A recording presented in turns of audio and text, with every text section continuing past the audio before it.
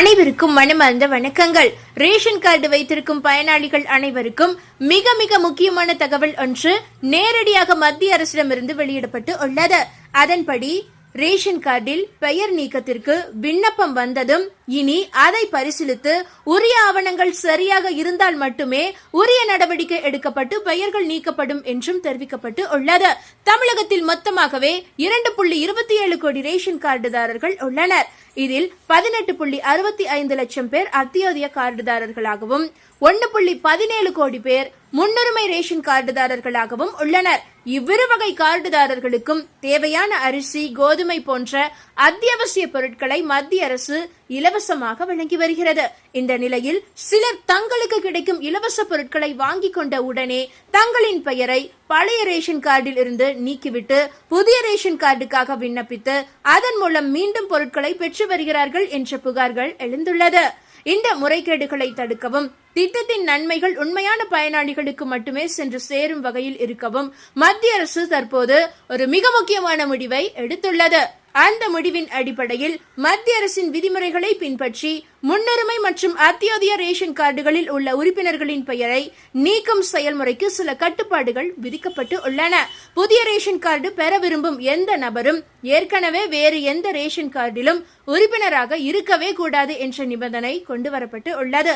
பொதுவாக புதிய கார்டு பெற வேண்டி இருப்பது வேலைக்காக அல்லது பிற காரணங்களுக்காக வெளியூருக்கு செல்ல வேண்டிய நிலை போன்ற காரணங்களால் சிலர் தங்களின் பெயரை தற்போதைய ரேஷன் கார்டில் இருந்து நீக்க வேண்டி இருக்கிறது.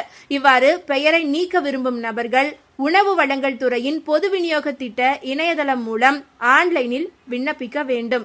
அதாவது TNPDS இணையதளத்தில் நீங்கள் விண்ணப்பிக்க வேண்டும். அந்த விண்ணப்பத்தை சம்பந்தப்பட்ட அதிகாரிகள் ஆய்வு செய்து தேவையான சரிபார்ப்புகளை முடித்த பின்பு உரிய நபரின் பெயரை ரேஷன் கார்டில் இருந்து நீக்கும் நடவடிக்கையை மேற்கொள்வார்.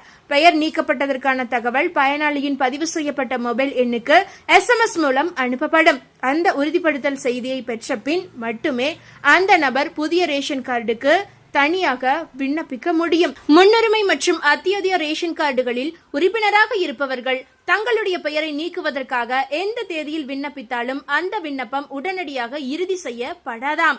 அவர்கள் பெயர் நீக்கம் அதிகாரப்பூர்வமாக உறுதி செய்யப்படுவது ஒவ்வொரு மாத இறுதியிலும் மத்திய அரசின் ஒப்புதல் கிடைத்த பின் மட்டுமே நடைமுறைக்கு வருமாம்.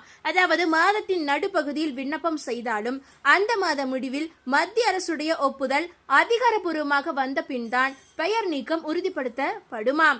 அத்தியோதய பிரிவில் உள்ள ஒவ்வொரு ரேஷன் கார்டுக்கும் மாதம் 35 கிலோ அரிசி வழங்கப்படுகிறது.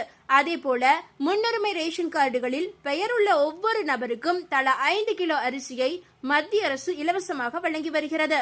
இந்த அளவிலான இலவச பொருட்களை சிலர் தவறாக ரெட்டிப்பு முறையில் பெற முயலும் நிலையை தடுக்கவே பெயர் நீக்கும் செயல்முறையில் இவ்வாறு கட்டுப்பாடுகள் கொண்டுவரப்பட்டு உள்ளதாம்.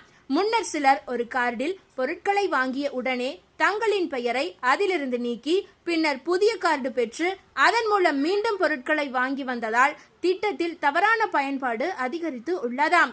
இதை தடுக்க இனி முன்னுரிமை மற்றும் அத்தியோதய ரேஷன் கார்டுகளில் இருந்து பெயரை நீக்குவதற்காக விண்ணப்பம் எப்போது கொடுத்தாலும் ஒவ்வொரு மாத இறுதியிலும் மத்திய அரசின் ஒப்புதல் கிடைத்த பின்புதான் அந்த பெயர் நீக்கம் இறுதி செய்யப்பட்டதாக கருதப்படும் என்ற நடைமுறை அமல்படுத்தப்பட்டுள்ளது.